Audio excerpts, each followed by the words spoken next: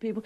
This is the British character. It's enterprising, it's responsible, it will take the initiative, it wants to look after its own family, wants to make its own decisions. Authoritarian. It is socialism that is authoritarian. It is socialism that says you must conform to the national plan, to the government. I am totally different. Government is there to serve the freedoms of the people under a strong rule of law. We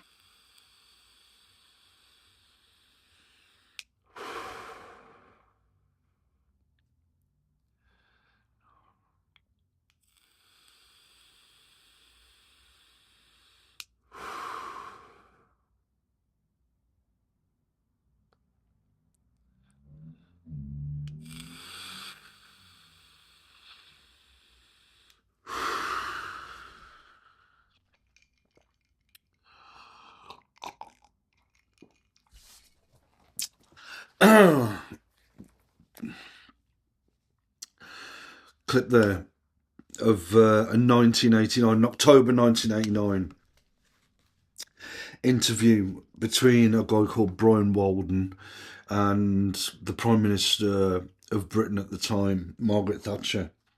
It was her 10th year in office.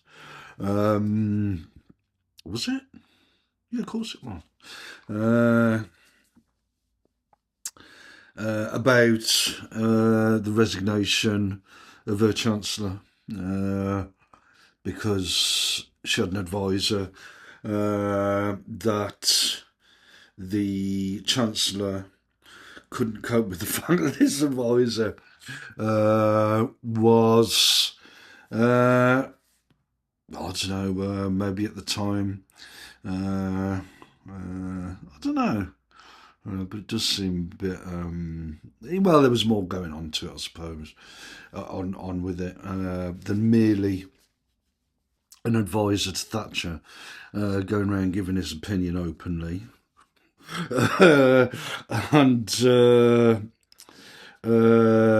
but yeah, there was a whole load of stuff around what was then called the European Community, and it's an economic feature of it called the exchange rate mechanism.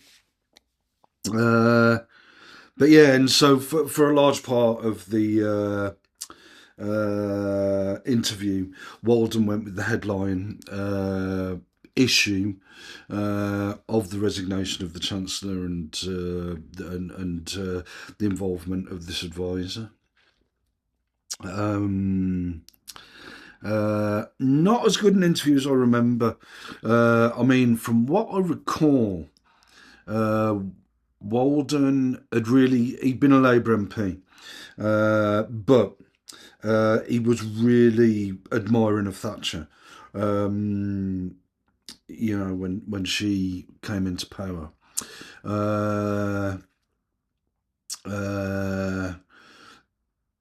But he did. I remember someone saying at the time that he did a brilliant job at interviewing her. Now I look at it and it's not nearly as impressive. He isn't as impressive as I think was made out at the time. She wasn't as impressive as was made out at the time, I don't think. But you know, yeah, she does say a couple of things in there that got my attention as one of those is in the clip. And that was, one was communitaire, that Britain was more communitaire than the other European countries combined as a European community.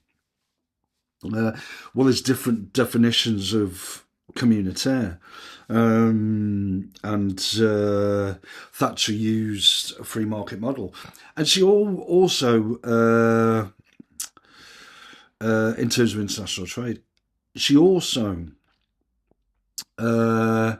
points to, as is in the clip, of the British character.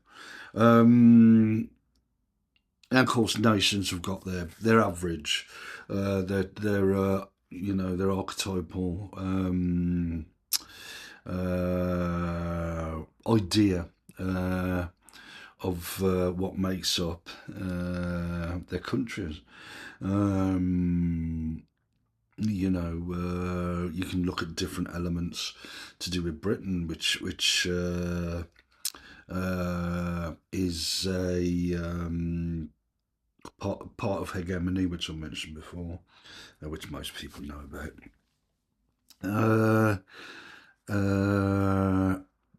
And things like tourism and so on and so forth.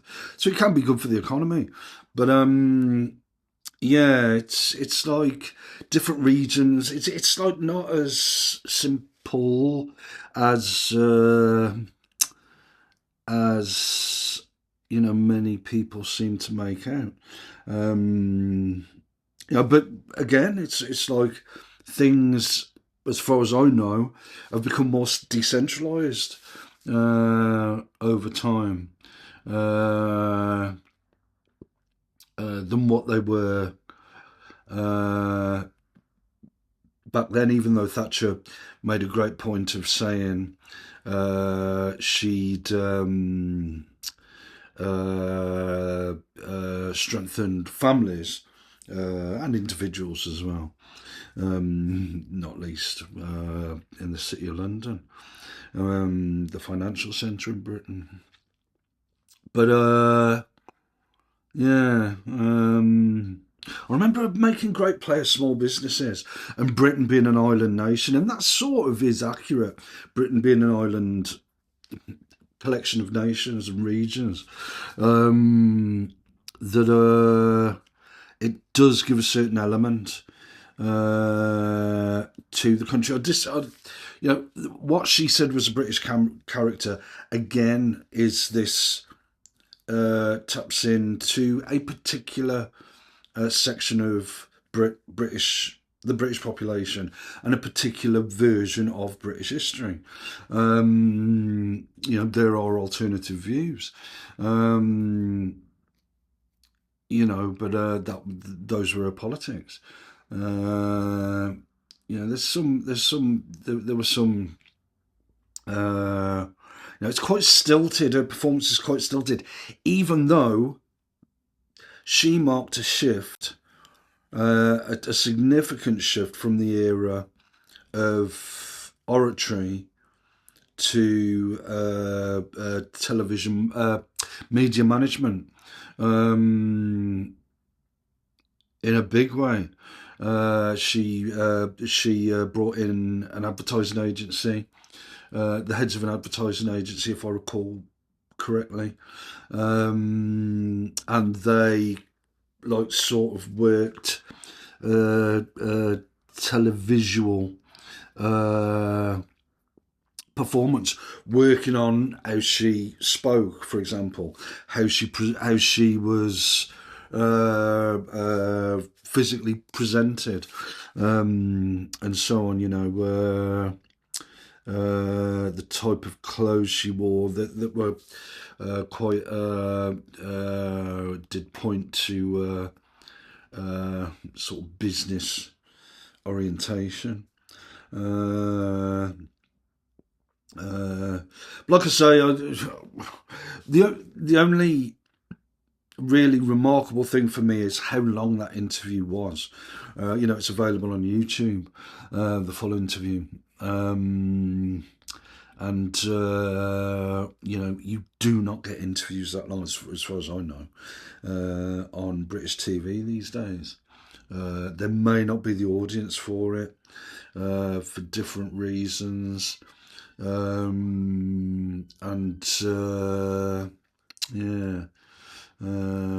it's moved away from that. I think that took place in about the mid-90s, as government started to, off the back of Thatcher, even increasingly manage government communications with the media and so on. So not that interesting interview. Like I said, I don't think, as it was called, the European Community back then, which I thought was a great thing. I'll get onto that in a sec. Why I thought it was a great thing. Um, yes, it just wasn't as impressive as could have been. Yeah, the reason why I was so into the European community back then, and so interested in the post-war era and the second half and the second half of the 20th century.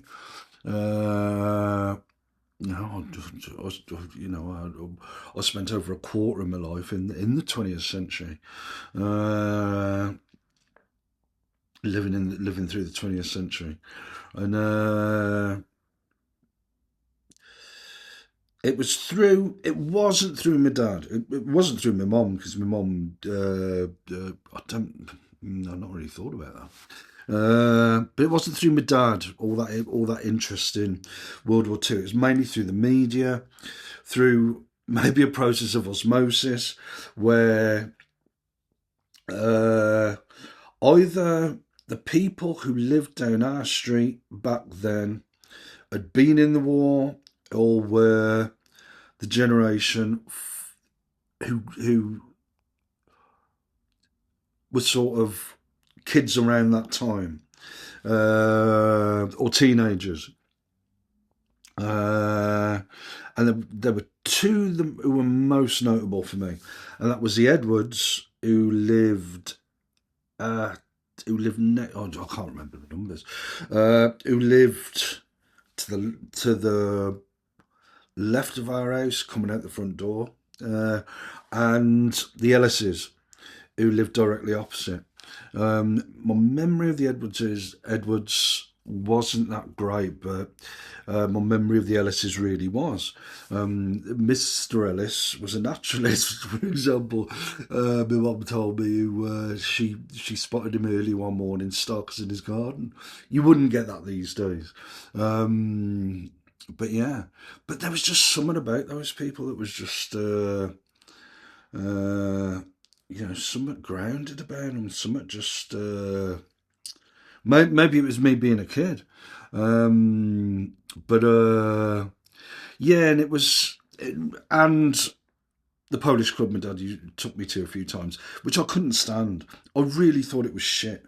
It was so boring. And whenever my dad mentioned, on the very few occasions, because that generation tended to be like that, on the very few occasions that he did mention his experiences of the war, I couldn't really give a shit. That's just the way it was. But you did at that time get TV series, films, and so on and so forth that dealt with the war, dealt with the Second World War, and you did have this characteristic of people around that time that I felt anyway, that there was a balance to them, there was a sense to them, there was just something really worthwhile about them, the Edwards and the Ellises.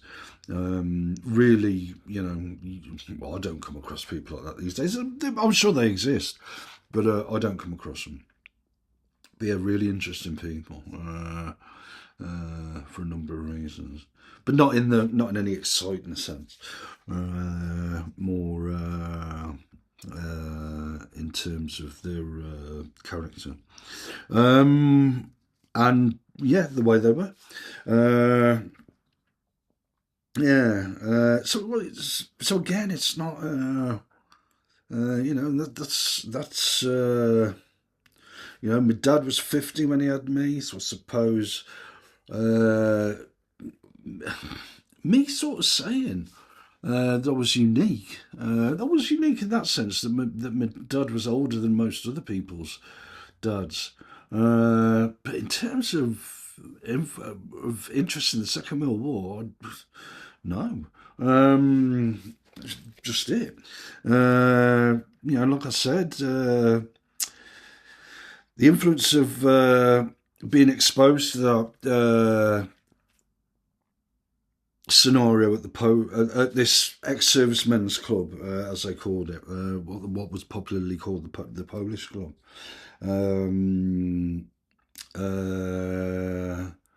Exposed me to a certain atmosphere, a certain group of people, a certain scenario that did open me up to the European community, and a lot of organisations and institutions did come in the post-war period. A lot, and a lot of ideas came in the post-war period. A lot of interesting ideas came in the post-war period. I don't know what year the original European Economic Community, I think it was first called, first became extant. But by the time I hit I think I was always quite interested in. I don't know if I was interested in the European community, but there was a sense that we really were a European country. And by the time of the European community, there was that sort of, I don't know, some sort of subconscious notion that the main European nations were just more civilized. There was an element of a civilized sense to them. Without even calling it civilized, just a sense. I do remember being impressed by Francois Mitterrand and Helmut Kohl. I just thought they were measured characters. Apparently, I don't know. But yeah, to me they seemed to be, Helmut Kohl in particular seemed to be a really measured character, and I also remember the West German, as it was back then, the West German football team in 1990, that came a bit later, obviously. And it just seemed to be an air of sophistication about them. What was his name? There was a guy called Bremer, and there was a guy called Lothar Matthäus, and they didn't seem like your typical footballers, these people. They just didn't at the time, sort of thing.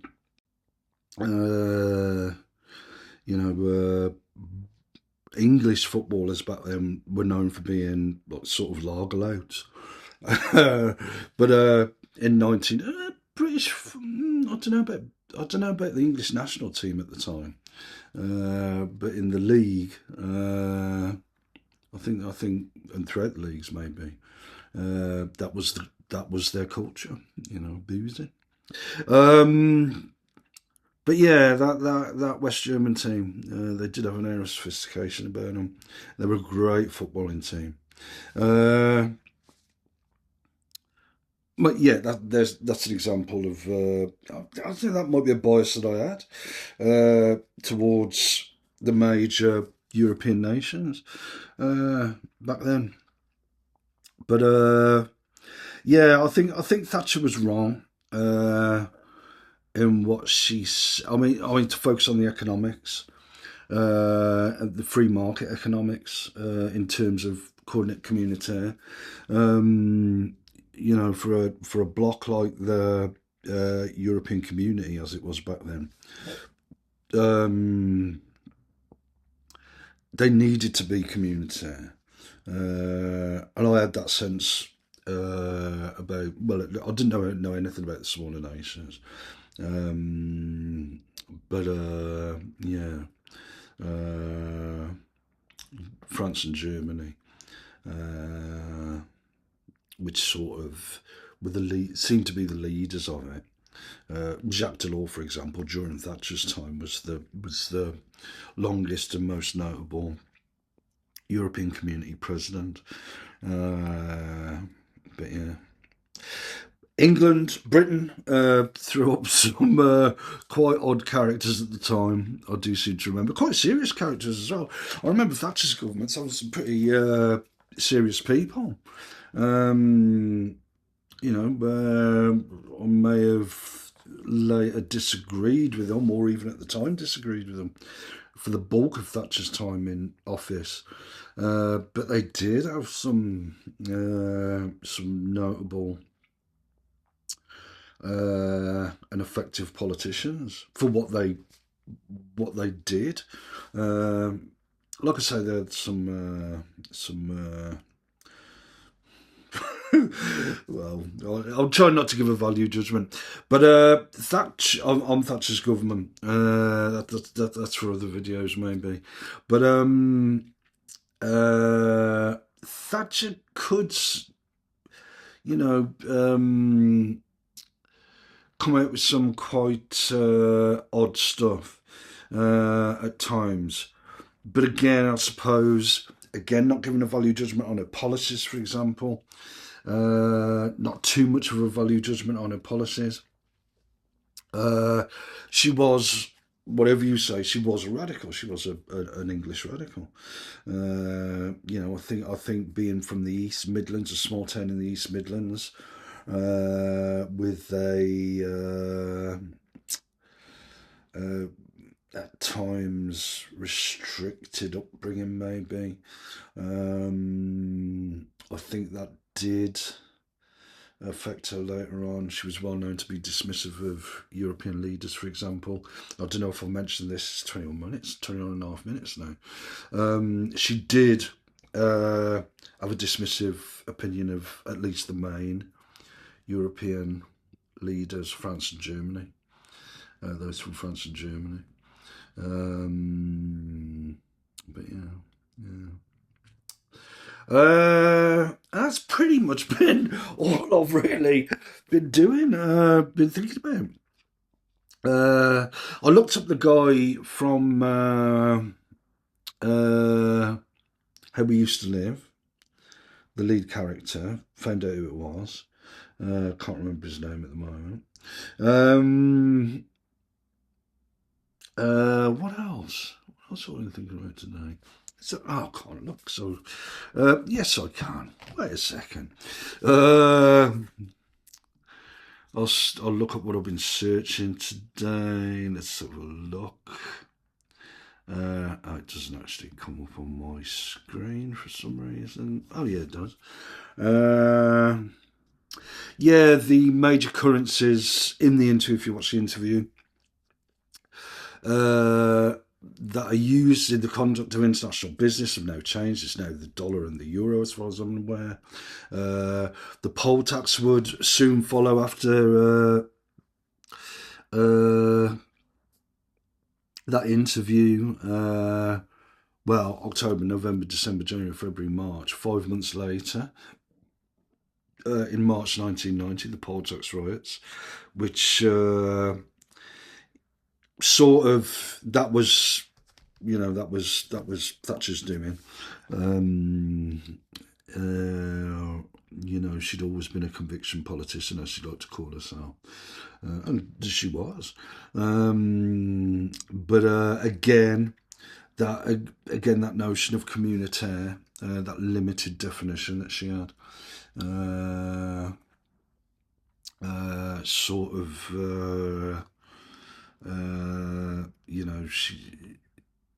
to me, I always thought the European. I might be wrong about this. Again, this might be biased. I thought the states of the European community were communitaire, did work together, were flexible with one another. Else it wouldn't have worked. But it's Thatcher's That she was a conviction politician was pretty much her undoing, with the poll tax.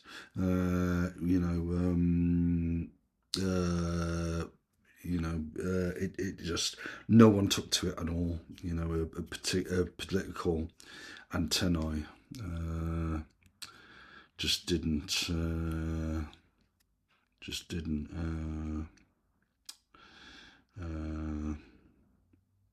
come up to spec.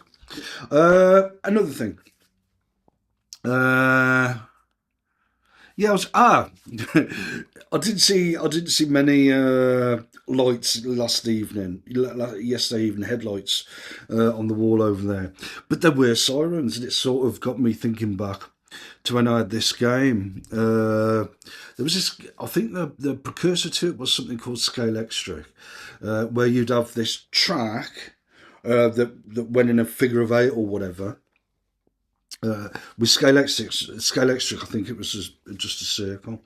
But Race and Chase was an advancement on it, sort of thing, according to the adverts. And I really wanted it. I really nagged my mum to get me Race and Chase, and she did for Christmas, I think. But she gave it me early because I kept nagging her. When I got it, it was shit. The cars, like the cars were supposed to jump. What was it? Over half a bridge. I don't know what you'd call it, but anyway, they'd jump, and in the adverts, they'd land because they had this little stylus or whatever, and they'd click into this narrow gully or whatever of a track. And when you played Race and Chase and it weren't in an advert, the cars wouldn't click back into the gully. So it was shit. And that's why when home computers came along, they were miles better.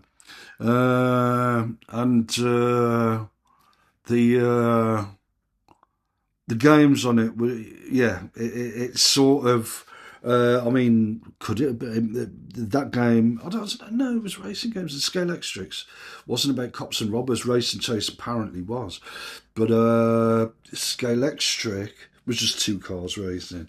But it was just round and round in a circle, I think, and the advertising. I don't think it would have just been the adverts though. Can't think why. But anyway, cops and robber type series in the 70s. I could speculate about why, about linking it with politics and so on and so forth, but you can do that, I'm sure.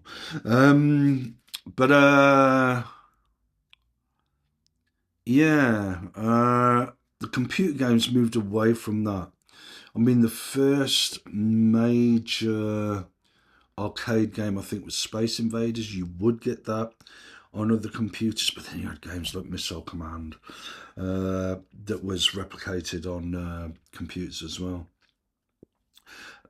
In the arcade, I loved Missile Command, but also a whole wealth of other games. I searched online, but nothing of the really the best games you could get on the Spectrum. It was really the Spectrum that was it for me. The Commodore 64, even though they were an advance on the Spectrum games, again in terms of cosmetic stuff, I preferred the Spectrum games. But yeah, the range of games you could get on that was something else. It was brilliant. But yeah, and then what's that thing? And then the next, after the Commodore 64, the next real computers I got into were when I went into education, post-school education. And whenever I looked at games again, they just looked like, you'd have to put too much into it to play these games,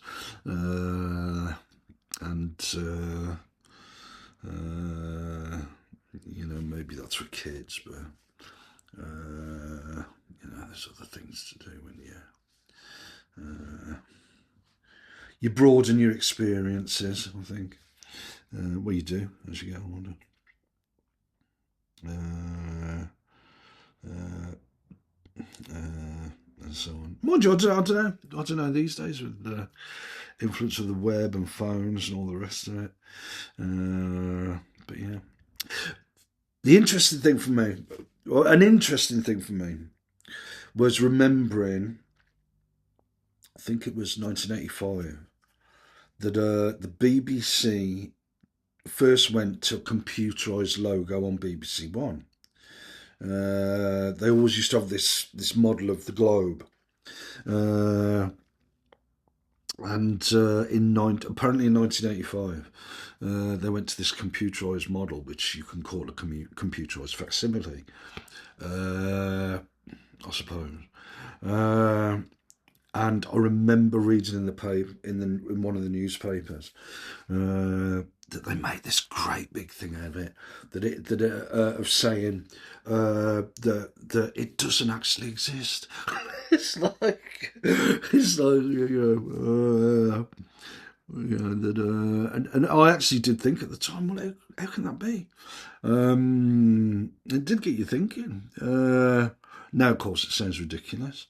But yeah, fascinating back then. But yeah, right, 31.5 minutes. That's about it. Tonight, steak and chips. What'd you have for lunch? Oh, KFC, 3-piece meal. Was going to get a McDonald's, but I'm having steak tonight. And I didn't really want beef twice in a day. It was all right. I should have added more salt to the chicken though, with the KFC. And I should have got large fries, but I don't even think they do large fries. But yeah, didn't sleep much last night.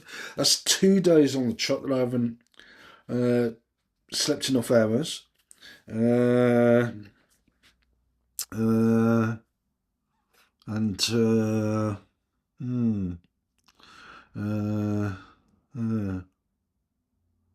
yeah, thinking back to when they had these lengthy interviews on TV. Or was Brian Walden the only one who did that? Apparently he was only a lecturer. He was a lecturer before becoming an MP. I'm sure he had I can't remember whether he had a more varied career than that. I'm not sure. But again, I was pretty disappointed about his performance in the interview and with her performance in the interview. But yeah, I don't know.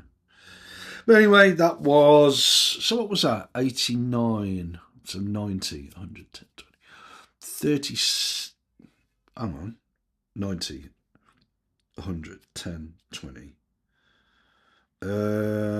Well, you do this. Oh, God. I haven't slept enough, that's what I'll say. Anyway, I'm shit at maths. But yeah. Right, that's about it. Been opening the windows now and again. It's quite sunny out there, actually. Was quite a breeze earlier. That's about it. nothing much else to say today.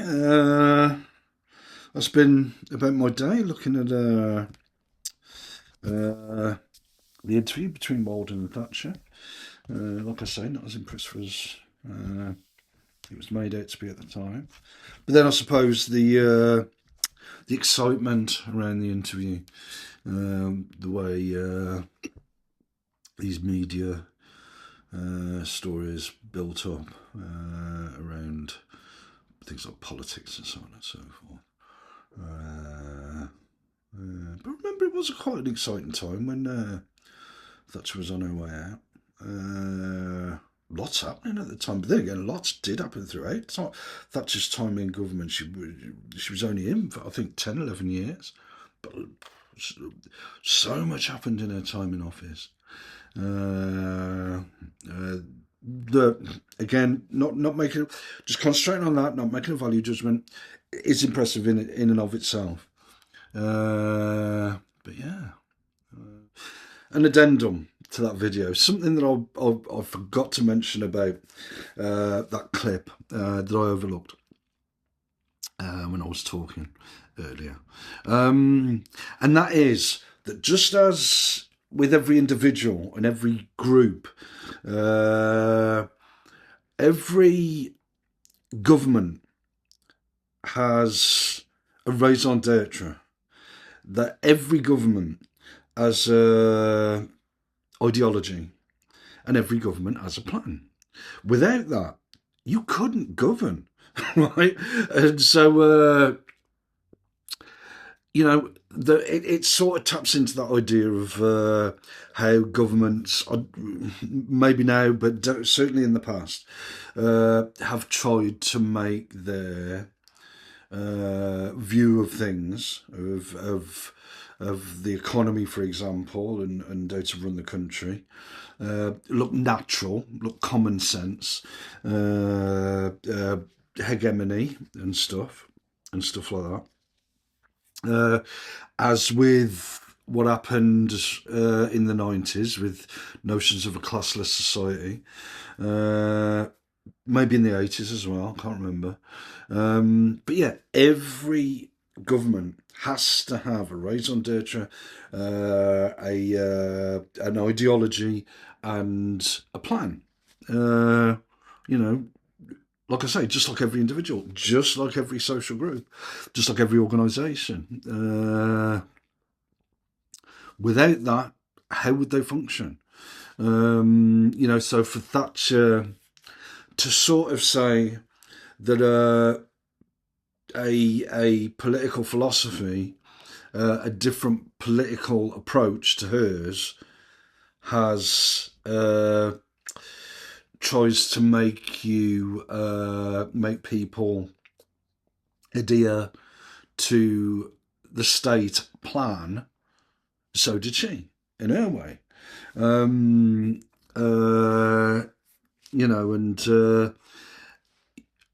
It's that sort of thing where like she tries to make it sound like hers is common sense. This is a common approach with politicians. How they try to make their view is common sense, and the alternatives are ideological, and so that's quite common. I don't know if it's still common these days, but it certainly was in the 1980s and early to mid 90s. And in a way, I suppose that's how people think. You've got your worldview, and what you tend to do is you tend to see other people's alternatives with a more critical sense than you tend to see your own. That's pretty common. I'd have thought.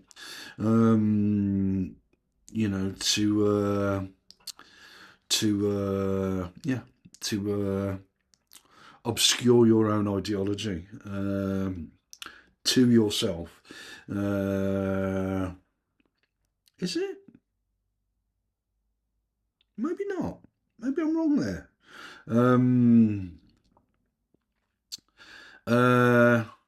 But anyway, you make a whole load of assumptions that I think you're more critical of with alternatives. Let's just put it that way. Wasn't going to mention this, but I will say that I mentioned the West German football team in 1990. Without doubt, they were the best football team I ever saw. I never saw another international team as good as that.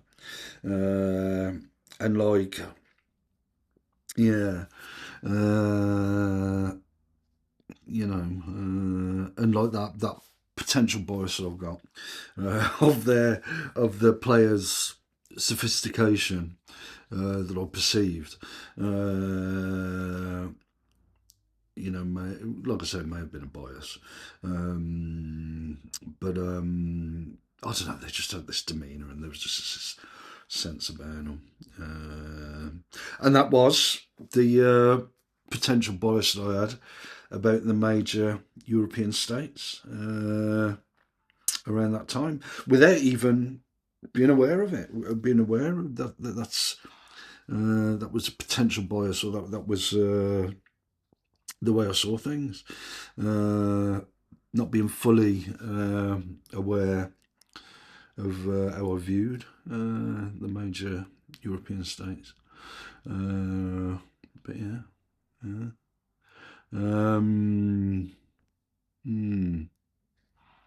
Interesting time, the 1980s and the early 90s. Especially the early the 1980s, I think. I was gonna list a whole load of Spectrum games that were miles better than the ones that got listed as examples online. But yeah, there were some classics. Again, yeah, at times I do tap into nostalgia, I suppose. But in a practical sense. To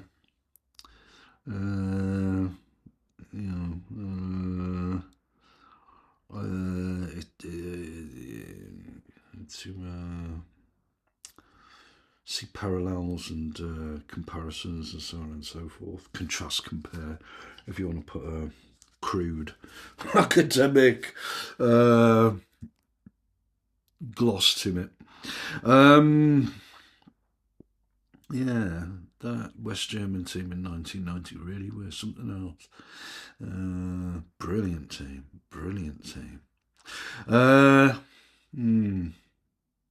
And it does say a lot.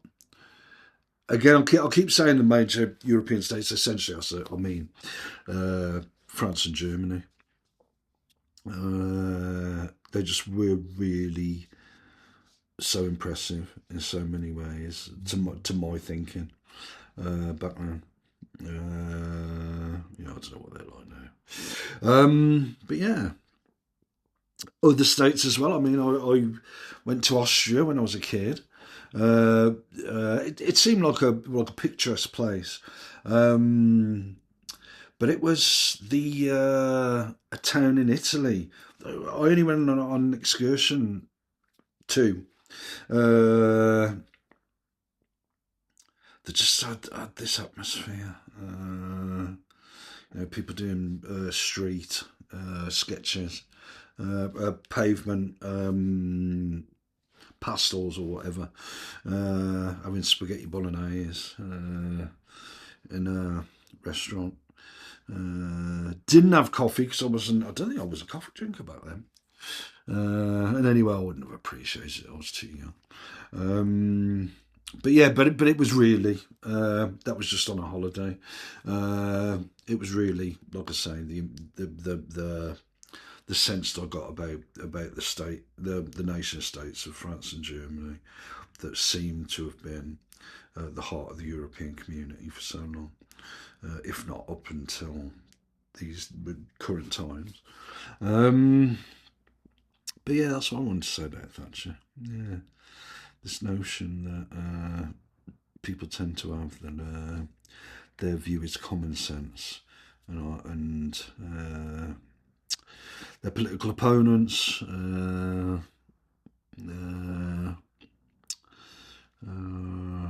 Have an ideology and so on. This term that's used with such negative connotations, which is basically, like, again, if you use it without a value judgment, which sometimes is worthwhile. Roughly speaking, it's a worldview, isn't it?